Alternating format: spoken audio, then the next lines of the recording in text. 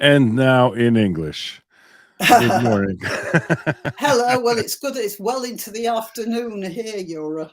Yeah, but here's good morning and here's afternoon, and there is an afternoon, and we have Demi, as I call her, Demi Granniopteryx, my British friend, with whom we speak English from time to time, not to forget, for me in particular, where I live. I had to speak so much Russian recently because Oh, my yes. idea, my Yeah. campaign was concentrated around the Russian community where I wanted to get everybody to vote. And there Hmm. is an interesting map. I will be talking about it later on, but it Okay. shows kind of block by block how people voted. And there are very strange things regarding this. I'm talking about my campaign. If anybody's watching for the first time, there are some new people coming in. So my campaign finished November 8th. I am told that I shouldn't say I lost. I prefer to say I didn't win. Yeah. I Okay. showed remarkable results. They're remarkable in two particular areas. One is I almost got to 30% of the vote. It's not finished counting yet, by the way. With all the Still. calculators, abacus, whatever we have there, the counting crows, I guess, instead of counting votes.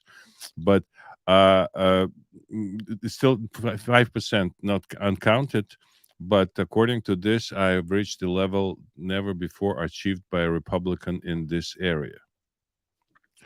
And I was totally shut out by radio, by TV. I didn't get what I would consider being free advertising, being like a new guy in politics, coming Mhm. against impossible odds, $35,000 versus $4 million. My opponent, Ouch. and it's yeah, but he didn't do anything. He didn't advertise at all. He's an incumbent. He just has to sit on his butt. Hmm. And he went to barbecue in Nevada on one day, what I read in the news. But interestingly, there are two um, big developments, I would say. Look, multi-story buildings, where mostly Russians live in Brighton Beach, and both sides. One is called Warbus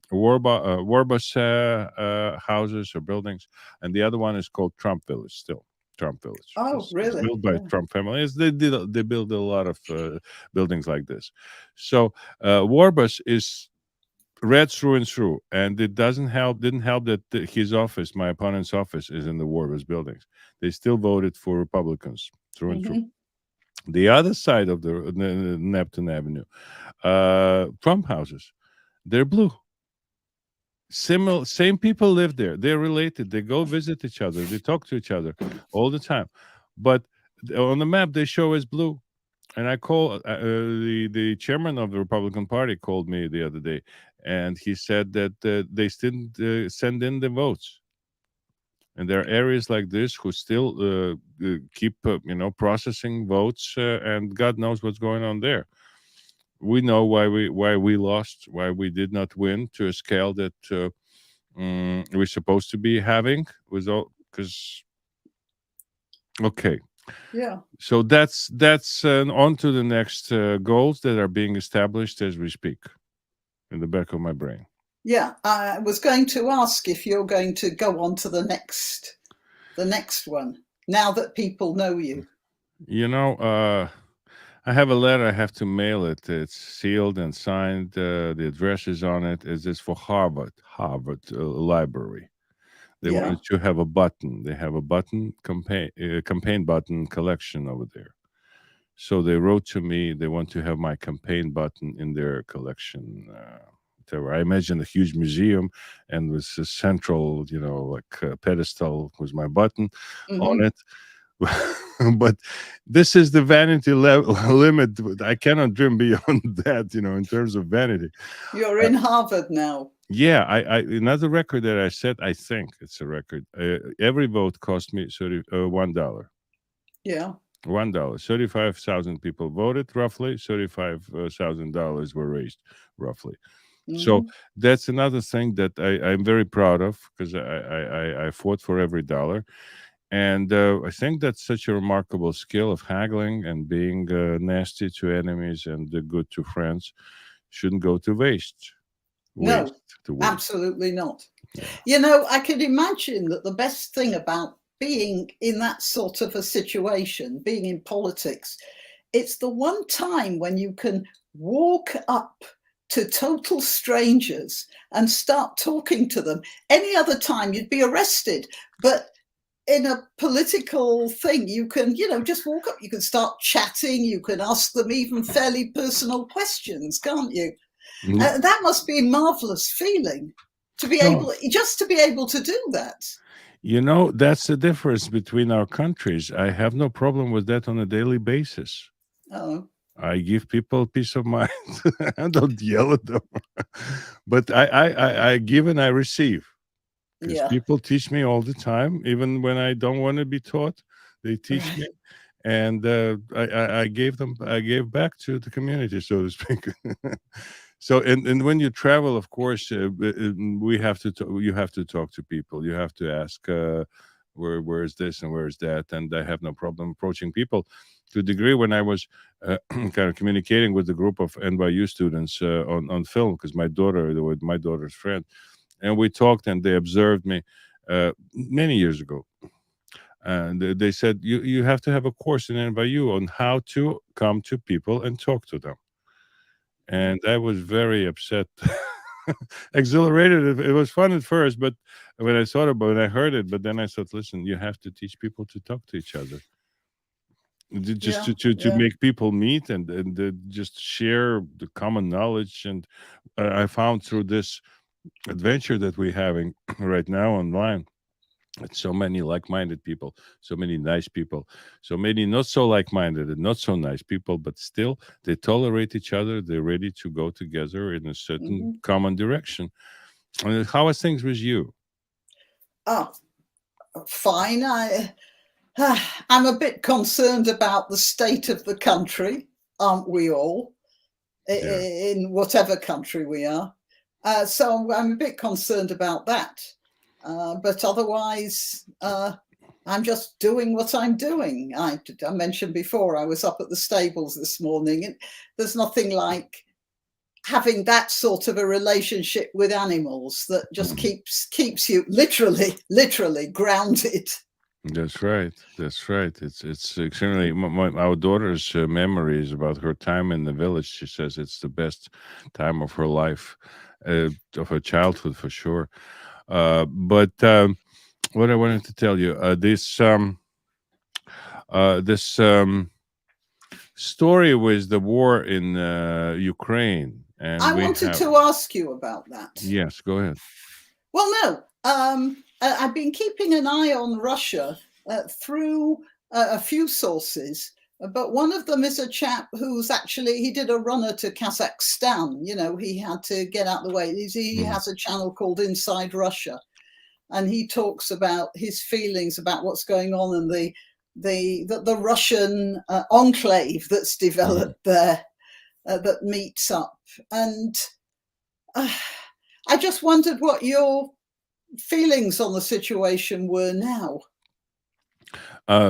Basically, nothing changed. We learn more and more about how Democrats profiteered through Uzbekistan, through Ukraine, because of this collapse of FTX. What's the FTX? I think this huge cryptocurrency exchange. I Uh, don't know about that. you You'll never heard have about to. it. You No, haven't no. heard. You'll have to give me No, an outline here. it's the biggest financial scandal here in the United States right now.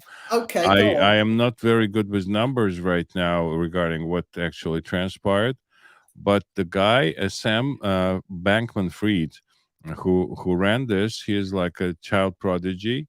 He's in his 20s, and he's wearing, like, it's a common thing, I guess, now, like Fetterman, John Fetterman, who won the governorship, being a senator, Philadelphia, wasn't it? in who won in Pennsylvania. Oh, Pennsylvania, sorry. Yeah. And he's also walking around in shorts and the tea. He lives in the Bahamas, and he built this behemoth of cryptocurrency trading, and he was raising money, and he was about to be bought by another behemoth called Binance, whatever it means. What's his name? And that his name is Sam Bankman-Fried, with a Okay. dash between Bankman and Fried. A young guy, pudgy, pasty, not very attractive, but it's a lot of money. That they call him Mini Madoff nowadays. Oh, right. So he built a gosh. pyramid scheme, and he Right. laundered a lot of money for Democrat Party by Bankman-Fried. Bankman-Fried, yes. Yeah. And he donated, and he planned to give $1 billion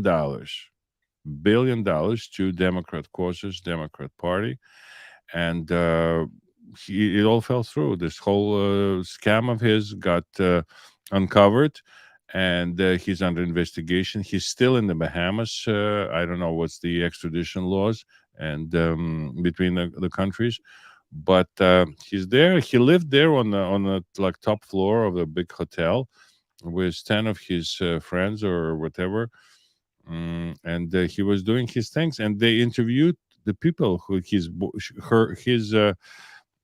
girlfriend is a total. You cannot say even a bimbo about her. It's like a current insult in England to being a bimbo. Yeah. So she's like a dorky. Also not we are a bit of a dorks ourselves, but but Speak for yourself. she does. Yeah, yes. I'm sorry. That's all right. I apologize. No, but we like to go to the core of things and to talk about details. And there's another word. We're not on the level of wonks, I would say. I hate to. All right. So, are you saying that his girlfriend reminds you of that girlfriend in The Big Bang Theory, the autistic guy's girlfriend? She doesn't know the numbers. She's in charge of the numbers, and she doesn't know. She says, "I don't know math. I don't deal with math." Oh, really? Oh, yeah. Sake. And she's in charge of $20 billion.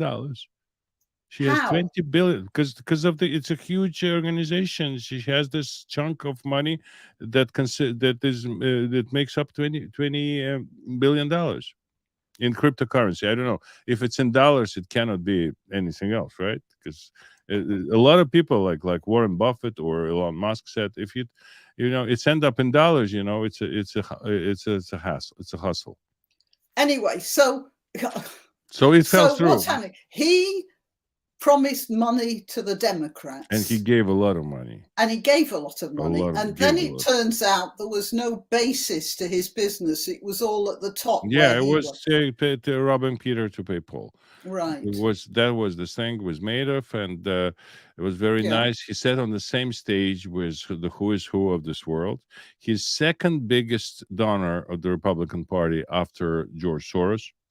This guy, this boy, basically, in parlance of our times, you don't get to be adult if you are under 40 years old. So Madoff is still in jail, isn't he? No, Madoff passed away. He did? Madoff's dead. Yeah, he died in jail. Yes.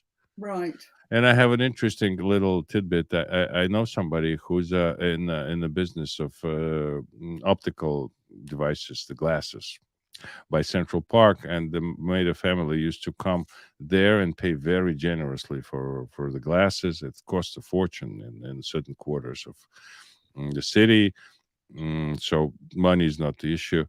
And when he got in trouble, so to speak, when he got arrested, his wife, who was not arrested, she came to pick up the glasses, and the owner was walking behind all the salespeople and saying, "Take only cash, don't take checks. Take cash. Don't take checks." Oh, that's mean. That's really mean. That's New York City for you. That's really mean. I mean, you can give him pair of glasses if he's ending up in For jail. decades, they were kind of the most welcome customers that over there. But Oh, that's how the world turns. You know, if you depend on selling $1,000 pair of glasses, you know, you have to.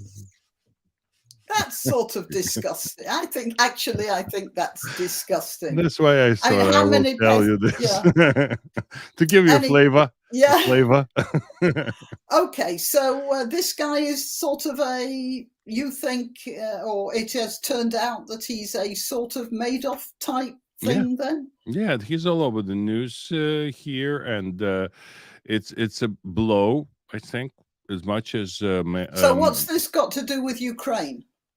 oh, uh, he was raising cryptocurrency for Ukraine, and he was funneling money to Ukraine, cryptocurrency, untraceable, and a lot of people supported Ukraine financially. We raised money here on this program for Ukraine, but it's pretty transparent. There's no crypto involved. And Yeah. we dealt with people who were reporting to us. There was some point when I sent money to Central Bank of Ukraine. I mean, I recommended people to send money to Central Bank of Ukraine because it was all over Brooklyn. The QR code and the address, how to do it, explanation. Do you know? Just a minute. Can I interrupt? Though you know what people were doing here. You know what Airbnb is, don't you? Of course. So a lot of people were booking Airbnb places For the refugees. No. You know, like there were Airbnb places in Kyiv owned by private houses, not by companies, by private people who were just renting out a room at the back or something. So we were booking Airbnb with no intention of going, but that was one way of getting money there. Yeah. So a lot of people were doing that. Wow. That I was not thinking about. No, finally, there was a man who's from Colorado. I spoke about him here. He's a medical scientist, and he got hooked on the whole conflict, on the whole war. He was going back and forth all the time. He put a lot of his own money in it, and he was sending videos, and we supported him. That was our last kind of leg as we did the fundraising systematically. And so he was taking money with one hand for Ukraine, and with the other hand, this guy, the Sam Bankman. No, I'm talking about the Sam Bankman, not to be confused with I think Steve Cohn is his name. This fellow who's in Ukraine now. But Sam Bankman was taking money with one hand for Ukraine, and with the other hand, he was giving money to his Democrat friends. And to me, it looks like pretty much like his uplines operation, like George Soros's operation, who is supporting Democrat causes and Democrat criminals here in all positions in this country. And this is how it was basically a money laundering mechanism for Democrat Party. So that's terrible. The people were donating to Ukraine, and it was ending up in Hillary Clinton's pocket. Yeah, and not just her. There's the people. There's a tough competition. Who's more disgusting in today's Democrat Party? But the counting is still on here. And on top of this counting, after the election night of November 8th, where we sat in a small theater, we got, I think, 10 pies of pizza, large pies of every variety, made by a wonderful Dino, Prince Pizza on Avenue U and Coney Island Avenue. He himself is a Macedonian. Okay. And I caught him speaking a perfect Italian, of course, with two ladies who were speaking very solid Italian, but they were from Ukraine. They were refugees from Ukraine. We are saturated with people who are here, flooded with people from Ukraine. And they, of course, at a loss. And I believe a lot of them will go back to Ukraine when when the war is kind of in a stage that would guarantee their safety to some extent. but we have a lot of people here, and of course they changed, by the way, the landscape of this elections for me in particular, because Ukrainians and a lot of the Jews who live in Brooklyn and who came from Ukraine and who loved the memories about Odessa and Kiev and Lviv, and they were.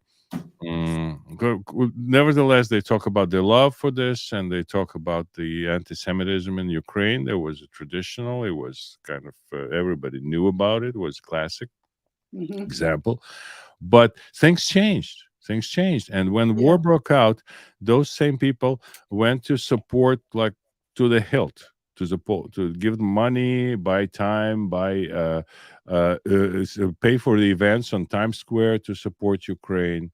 And there was like this 180 degrees in their attitude, maybe not exactly 180, but there was huge support. And those people thought, and they think that when the Republicans come to Congress, when they come to power back, because that's how things are used to be in the United States, they will betray Ukraine. They will give it to Putin. And I was in a The position. Republicans will do it. Trump will hand Ukraine to Putin. Oh, really? Do you think that will happen, or is that just what people think will happen? Listen, this is their thinking. Their thinking. I'm talking about this. This was the thing that I was fighting with. I went to a Ukrainian church, Greek church, that in some hours works for Ukrainians, and I was speaking there. And I told them straight, you want a short version of it? I had no time to go into like a lot of vocabulary. I said, if you want to, the Congress is becoming Republican. If you need a friend who is pro-Ukraine, who will defend Ukraine, who will explain Ukraine, who will explain Russia, you got to vote Republican. You got to vote for me. Yeah. That's it. If you don't want friends there, okay. Yeah, that's your decision. I'm telling you. I can understand that thinking. You see, I've speculated in at least one of my videos. I speculated that maybe Biden was so ready to help Ukraine because everybody in the Ukrainian government knew where the bodies were buried. And, it did occur to me that might be, you can do the right things for the wrong reasons. And this government, the Conservative government, is extremely, it always has been very committed to Ukraine. As a matter of fact, when the Russians were already rattling sabers and stuff like that, couple of years ago, Boris Johnson was out in Europe talking to leaders, state leaders, trying to get them to understand that this probably was going to end in a war. He knew this 2 years ago. And he spent a lot of time trying to bring Europe together on this.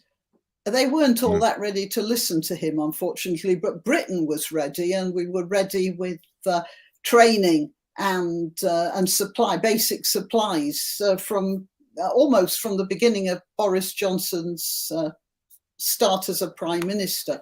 So I myself feel quite committed to Ukraine and to, and I think I'm completely against what Russia did. But I could see how America could swing the other way. This is a different feeling. There's always been a feeling in America that, well, we don't have to be involved in this. A lot of people because I make occasional videos in which I support Ukraine and say Putin's a murderous, genocidal, I'm not going to use the swear word in case it takes you off the air. And I get a lot of people writing in, and mostly Americans, I think, who talk about how Ukraine's the most corrupt country in the world, and we shouldn't be supporting it, and Putin's an okay guy, and that sort of thing. And it actually gave me a bit of a surprise. But I can see how there is a wave of that in America, so I can understand the fear. You know, in the West, people know, unfortunately, very little about the machine of propaganda machine in Russia. Mm. And I was calling. I didn't have a moment to do it, and I don't see in the foreseeable future that I would be able to do it. But just to compile the clips by a Russian speaker, what they saying about the world, what they say about Great Yeah. Britain, what they say about the United States, what they say about Ukraine, about everybody else, about the Jews. Uh, Mm. on Russian television, and we're talking about the commercial, not commercial, but the government state television channels, and people get nothing but propaganda over there. And the level of hatred, the level of, I'm not talking even about the operation online, all the trolls, all the people who come to my streams. I have fun with them. I say, bring your friends. Why did you come alone? Yesterday, some guy showed up. I said, bring your friends. And once I raised it like about 15, 18 entities. I don't know. It's one either extremely productive troll on the government payroll, or it's like 15 other people. But they were really working hard to kind of the base all the conversation here to bring it to the lowest common denominator. But Mm-hmm. it was fun, and I kind of see how it's happening. So that's one thing. They totally under the like Third Reich spell with all Yeah. the Yeah. Z Yeah. Yeah. letter, and they're fascinated by all this uniform and the next thing will be they already have the textbooks ready to show that there is a different DNA in Russians. Really? Yeah. There was I haven't heard that one. so Okay. that's what I Okay. was talking about. You don't know, people don't know No, no, no. I the haven't heard of level, that. and it came like I don't know what to compare it with because it's like the doors opened, like the gates opened. It just came out. It's not even in eruption. It's in like volcano eruption. Is just immediate blast of hatred for the rest of the world. People used to write things about Europe, about England, about the United States, how they traveled, how they loved it. Boom, in a wink, 180. Hatred, hatred, hatred. Nothing is good in Europe. Nothing is good in the world. We are the best. And people sit in the West, in the States and in Europe and in Great Britain, and they think, oh, this would be illogical for Russians to bomb Ukraine out of existence. If they want to conquer it, they need the plans, they need all the industries. If they want to have it. Listen, those people, the whole of modern Russian history and the entire Russian history consists of irrational moves. That's why Russia is such a in a place where it is right now. When the first sanctions were announced, and in 2014 after they annexed Crimea, Yeah. what was the first move by Putin's government? To destroy all the food imported from the countries that were joined the sanctions, and they made it very public, and they showed the bulldozers going over oranges and cheese and things like everyday Russians, as they call them. They would have it like enjoying it hand over feasts, and they live to eat those things. They live to get some Roquefort, to get some Swiss cheese. They live this life of luxury, beautifully packaged cheeses Mm-hmm. and butters and whatnot, and fruit, exotic fruit from all over the world. And they showing them on channel one on television how they destroy all of it just because it came from a country that supported sanctions. And you talk about logics. Why did they hit this Korean airplane in 1980 that Yeah, led wasn't to that a 484 mistake? 84? But the way I heard about it was just a mistake. They didn't do that deliberately, did they? It was long ago. I cannot. No, the deliberate is. Was it a mistake to destroy all the produce? No, definitely not. But that's a different cannot. thing. No, you can't. You can't. Yeah, There's a chain of command. There's a chain of command to launch a missile at the liner, at the airliner that is obviously. They just crossed the border. They were lost. This Korean, South Korean plane. They were lost. It was not a spy operation or anything. No, no, no. So Well, I don't buy this accidental things. Same thing was this really? Malaysian airliner that was hit over the border during the Donetsk Donbass beginning of the operation. I think that might be what I was thinking of. Yeah, that's again, it's there's a chain of command. There's not a single person as they hit, like they use AK-47 to shoot at the helicopters in Ukraine, and sometimes they get lucky. Sometimes they down them with hand weapons and with automatic weapons, but. This particular case, Russia is an irrational player. They tactics. There's no strategy in developing the country. They see an opportunity and they go into that. They just put sand in the gearbox and they watch if it sticks, if it stops the machine. That makes the West, and the West is not using logic. And the West is using a lot of lies. I just read an article this morning on the Gateway Pundit by Wayne Allen Reed, I think the last name. Wayne Allen Root. Not Freed, then. No, not Freed. No, the Gateway Pundit. The Gateway Pundit, yeah. And he says, whatever you look at, what of the things that our government is telling us, everything is a lie. Everything. They open the mouth and it's a lie. They lie about inflation. They lie about security. They lie about the war. They lie about the politics. They lie about the elections. Everything. Every piece of it is a lie. I don't know if it's the case in Great Britain, but in the United States, unfortunately, on the level of White House, and they were talking about January 6th. Yesterday, they were interrogating. Hang on, just a minute. I just looked up the Gateway Pundit here, and I've got Wikipedia. Yeah, it's a right-wing extremist, whatever they say about full of fake news. That's what it says. Yeah, right. Yeah. Right. So okay, carry on. So that's our thing. Yeah, that's. No, I'm just saying that they had informants on January 6th. There were two groups. One was British roots, by the way, called Proud Boys. And the other one, and the other one was called the Oath Keepers. And the Oath Keepers, it turned out, as per the New York Times, the Oath Keepers had 20 FBI informants. I don't know how many members were there. Maybe there was like 21 member, but 20 members of Oath Keepers were FBI informants undercover. And the Proud Boys, which is kind of a smaller group, had 8 FBI informants. So the FBI knew about their plans well before January 6th. And they did nothing to stop it.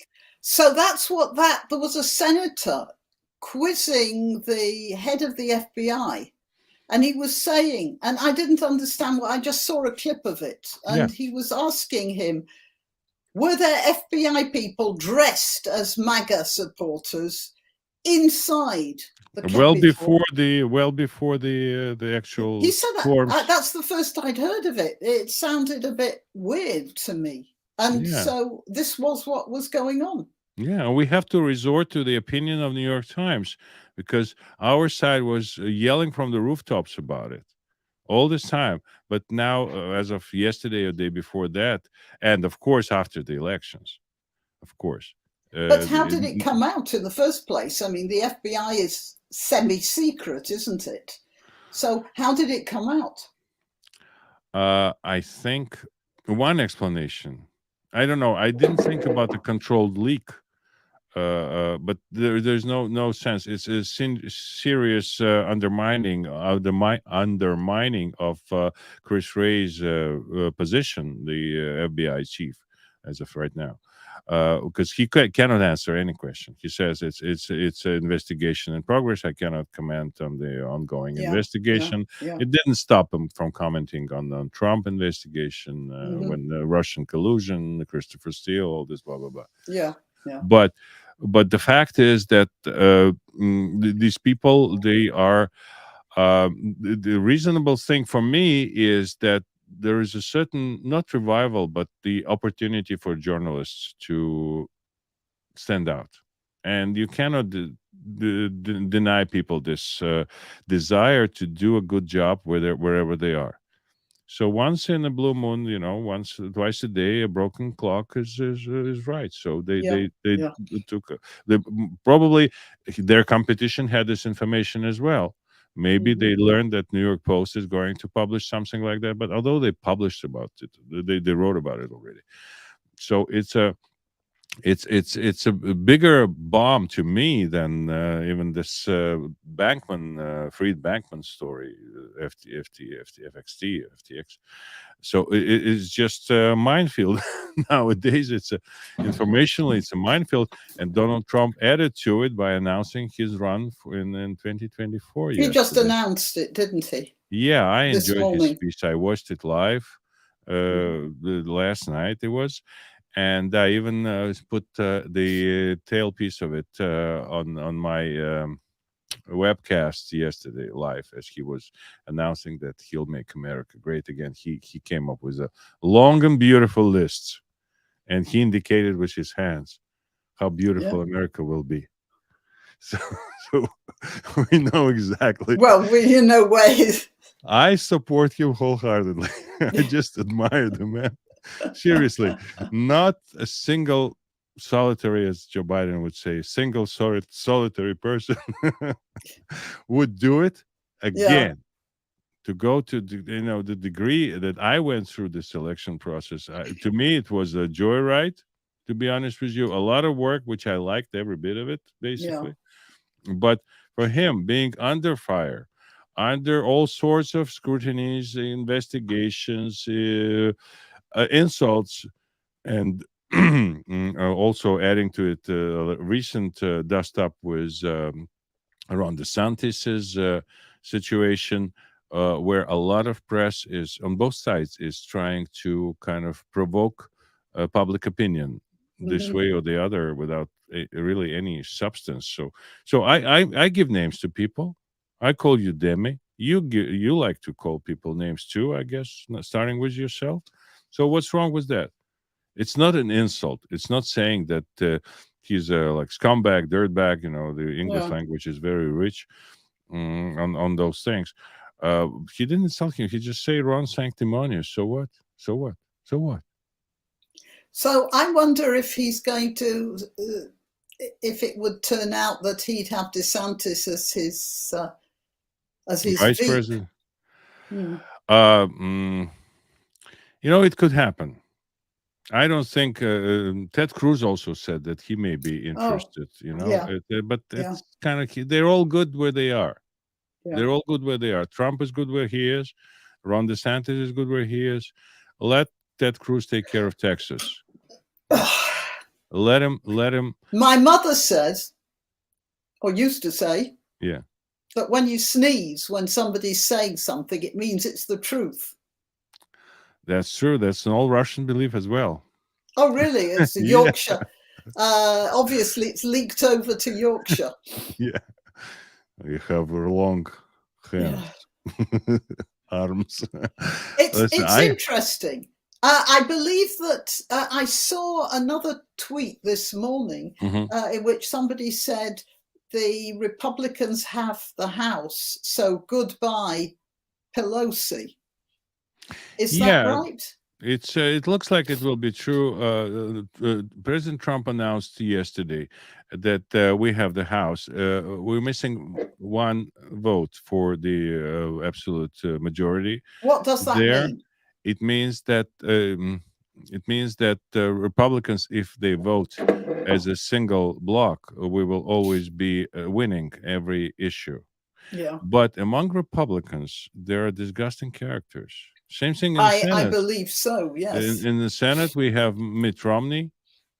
How is he a Republican? He's a piece of dirt in my book. He's always against I've whatever's heard good for some the country. disparaging things. Isn't he the one that was supposed to have the dog on the roof or something? He did have a dog on the roof. That's right, and that was the reason he couldn't be His a car, presidential candidate. moving car.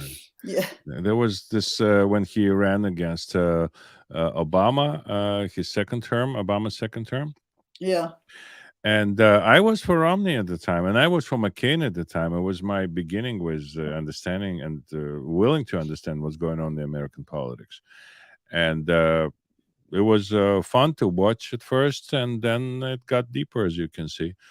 But Mitt Romney is not a real Republican. He's a total child of establishment, and just like this Fetterman is a son of a rich real estate developer who was he basically bought this town where he was a mayor of, and he made a youth operation over there that propelled him politically, and that was it.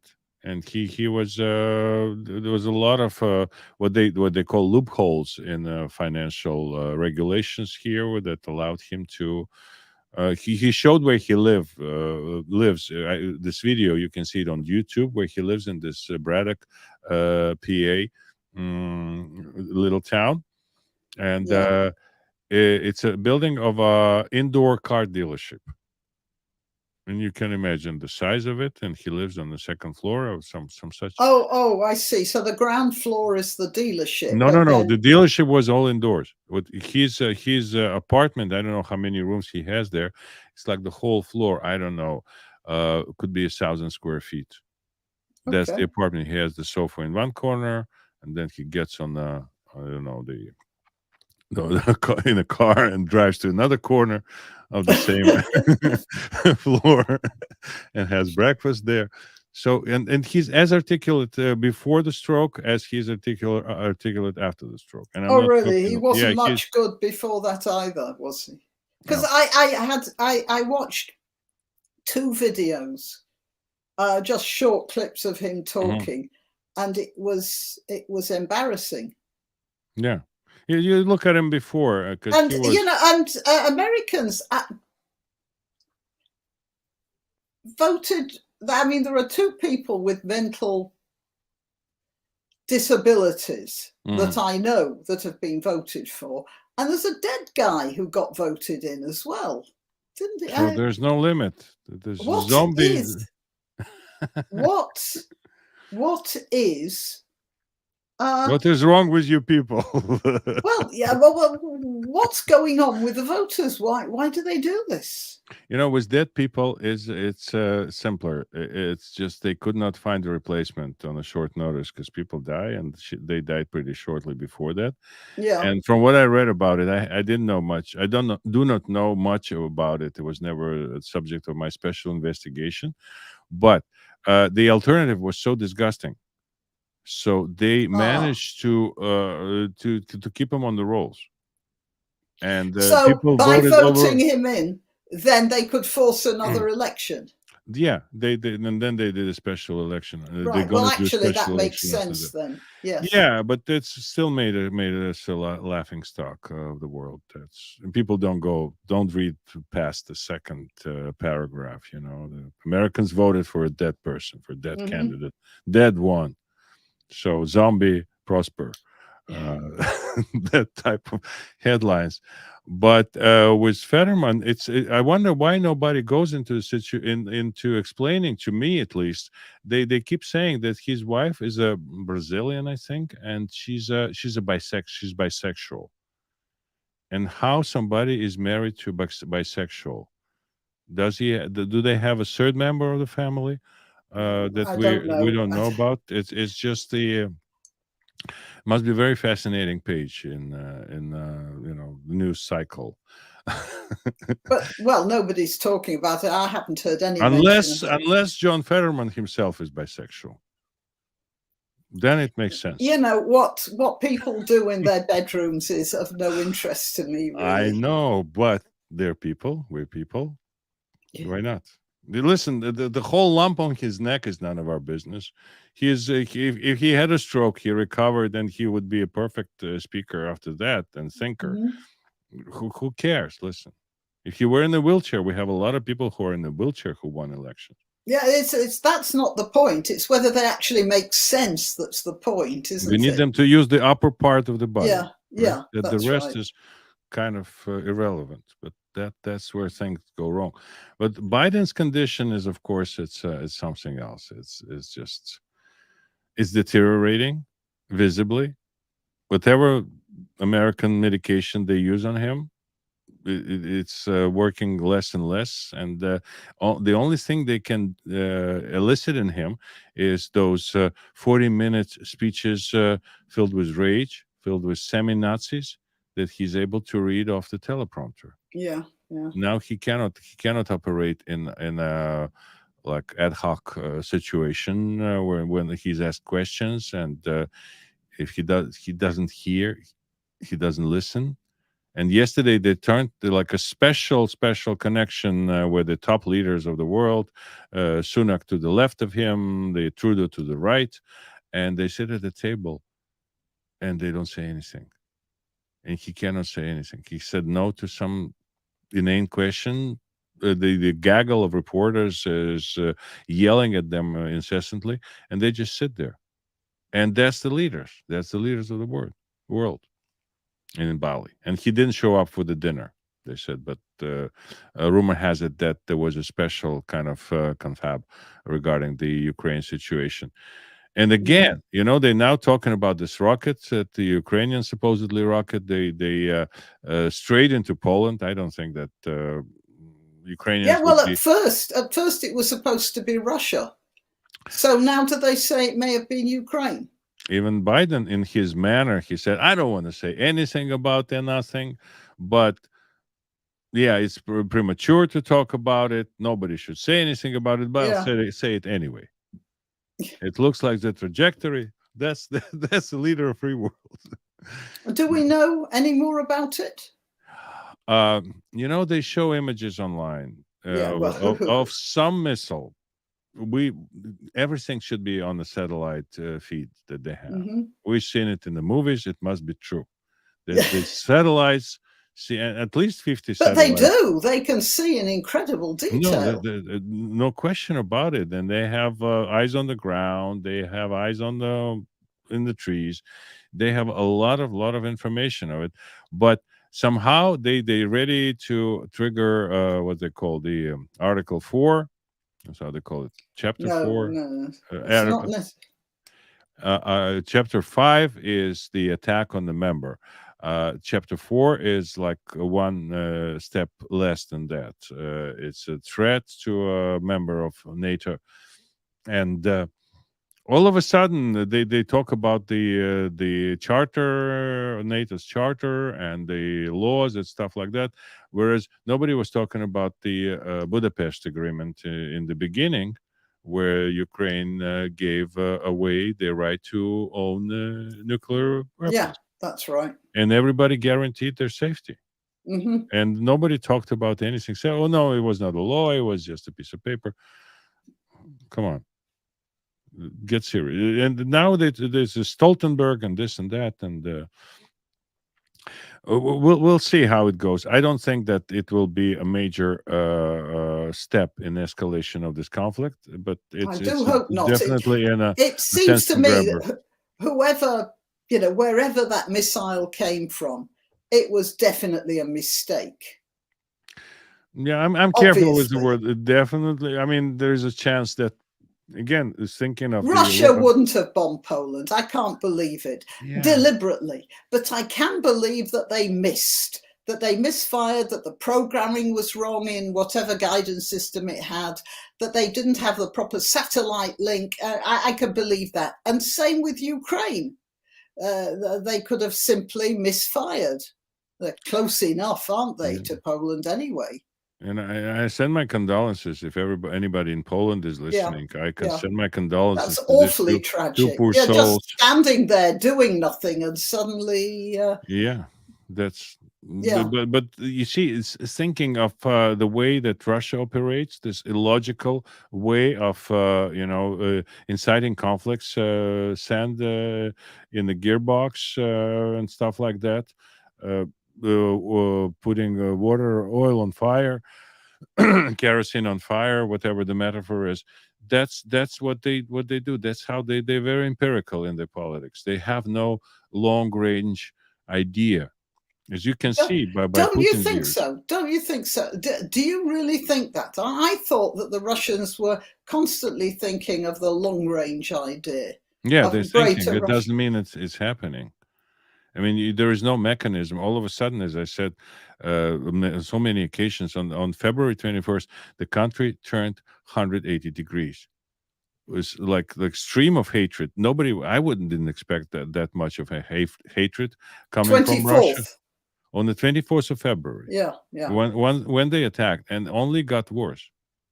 And of course, there were people who were saying, like always, there are people that are saying that things are not what they seem, and they're bad people, and you kind of do not listen much about it to that.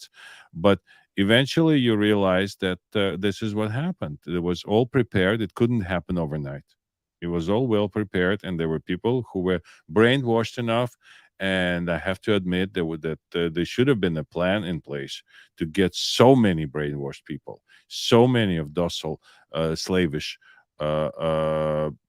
folks to go and fight and to do what the whole world is seeing now, and all this war crimes that they committed in Ukraine. It's the same people who walk the streets and dreamed of going to Florence, or actually been to Milan or traveled to London, and all those places. And think about it: those people turned on a dime, and they went to kill and maim and destroy in Ukraine. Whatever Ukraine is its own country. They yeah, want to be corrupt. They want to be like yeah, this. They yeah, want yeah, to yeah. That's what sleep with my Soros. contention. They want to. Russia invaded them. Whatever you think of anybody in Ukraine, they're a country, and Russia just walked in the door. Yeah. There's just no excuse for it. I'm very bored myself by this metaphor, but the fire, the house you live next to is on fire, and it's not time to check somebody's, credit history of, or, family relations, or if they even beat their wives, or wife beats the husband.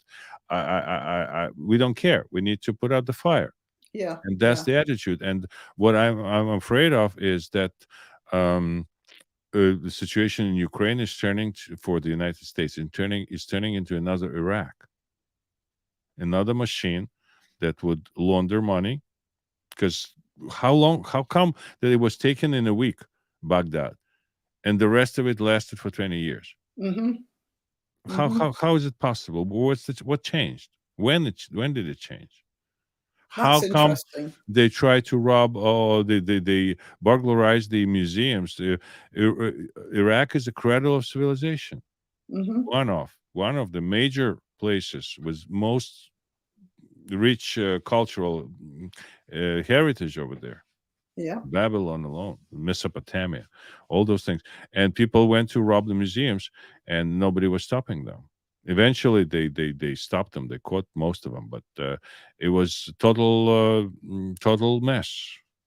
So there's so many questions, and I don't want Ukraine to become this endless war that America unfortunately gets involved into. do you know, I hadn't thought of it like that. I mean, I imagined that it would be over. Surely there's a difference between Iraq and Ukraine. First of all, Ukraine itself is. The point about Iraq is that it looks like a country, but it's just a place where there are lots of warring tribes, even in times of peace. See, Biden's idea, and I remember him proposing it early in the war. He said that, and I'm talking about the Iraq war, where he said that it should be broken into parts. Iraq shouldn't Yeah, be a country, and it's not. they're It's not relatively a new country, by the way. Iraq is. I don't very new. remember. I think they were formed just Somewhere in the 40s, I think. Yes, that's like that. right. Yeah, they were named a country. And they were given a king. He was about 14 years old, and he was assassinated, wasn't he? There was a coup or something. Shah of Iraq, of Iran. No, Don't no. remember. Cannot. Yeah, Iraq, there Iraq. was Yeah. a king, a young, I mean, set up like an English type constitutional Yeah. monarch, but I think the army took over, and they Yeah. murdered the boy and his family or something. I have very vague Yeah, memories I of hearing also have about it. I have a little knowledge about the history of But yeah, Iraq. most of those countries there, they were divided up by British and French colonialists, and they just drew lines, and those places are still tribal. Yeah, And but they will so, keep worrying. That's the same thing because they broke the bigger part, like Persia. They broke it into two countries, say Iraq and Iran, just for the sake of an example, just for an example. And then they broke them into smaller parts, but it doesn't remove the spirit of conquering each other. Some of it is more prosperous. no, Some but of it, that's why it's endless war, because it would always be endless war. It would be war even if the Americans weren't there. The Americans and the British just got themselves tangled up into it. But I don't think in Ukraine it's the same situation, because they're not tribal in that way. they're not tribal, but it is just the longer the war goes, the more ways people discover to profiteer off of it. Yeah, yes, that's for sure. If Yeah. we have the biggest and the most powerful military, whatever happens in the military, the American military today, we still have it. We still spend a lot of money on this, and we expect them to act. They're not supposed to be like a mission creep where they open a new department, like Department of Homeland Security that they opened when Al Qaeda was on the horizon. Now Yeah. they reported that we destroyed Al Qaeda. Do we close the Department of Homeland Security? No. No, these things We never find go them. away. We find them another other things to do, like spy on the citizens or U.S. citizens or whoever is trying to exercise the freedom of speech or other constitutional rights. Yeah. So that's how it is, unfortunately. And the longer it goes, the longer the wrong thing goes, the longer Biden is in power, the longer Democrats are in power, the lies are just multiplying. I was stunned by this piece by Wayne Allen Root, where he says everything is a lie. Everything. I'm just even starting to talk like a Biden, like whispering in the microphone. What I really can't understand how, like Biden, actually, I've heard a few, and they're Democrats, I have to say, that they say flat out lies, just complete flat out lies, and